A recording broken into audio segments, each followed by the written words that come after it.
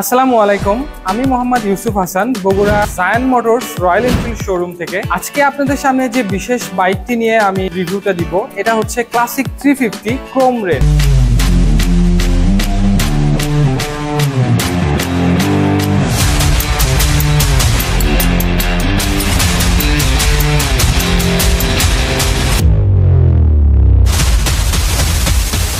সব থেকে unique and special একটা বাইক ক্রোম রেড। এটা আপনি ডিজাইনটা খেয়াল করলে দেখতে পারবেন, এটা ট্যাঙ্কি কিন্তু একটা ক্রোম ফিনিশ ডিজাইন দেওয়া আছে, যেটা এই বাইকটার লুকসটা আরো বেশি ইউনিক করে। সো আর দেরি না করে আজকে আমি এই বাইকটার সকল ফিচার সম্পর্কে আপনাদেরকে অবগত করব। তো শুরুতেই যদি আমি এটার ফ্রন্ট পার্ট থেকে শুরু করি, তাহলে আমি হেডলাইট দিয়ে শুরু করব। এখানে 60 ওয়াটের একটা হ্যালোজেন বাল্ব ইউজ করা আছে। এখানে ফ্রন্টে আরো টেলিস্কোপিক শকআপ পেয়ে যাচ্ছেন এবং টায়ারটা পেয়ে যাচ্ছেন 100 সেকশন। এরপর আমি যদি এটার ফুয়েল ট্যাঙ্ক স্পেস নিয়ে কথা বলি, এখানে 13.5 লিটারের একটা ফুয়েল ট্যাঙ্ক স্পেস পেয়ে যাচ্ছেন। বাইকটার মেইন পার্টস নিয়ে বলি, সেটা হচ্ছে ইঞ্জিন। এখানে 4 stroke air oil cool engine পেয়ে যাচ্ছেন 350 সিসি, যেখানে maximum power 20.2 BHP, 6100 RPM. Maximum টর্কটা পাচ্ছেন আপনি 27 নিউরোমিটার টর্ক, 4000 আরপিএম এ।